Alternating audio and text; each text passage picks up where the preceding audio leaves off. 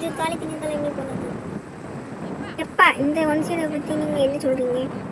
One side லவ்வா? அது ஒரு புனிதமான லவ், அது ஒரு சுகமான லவ்.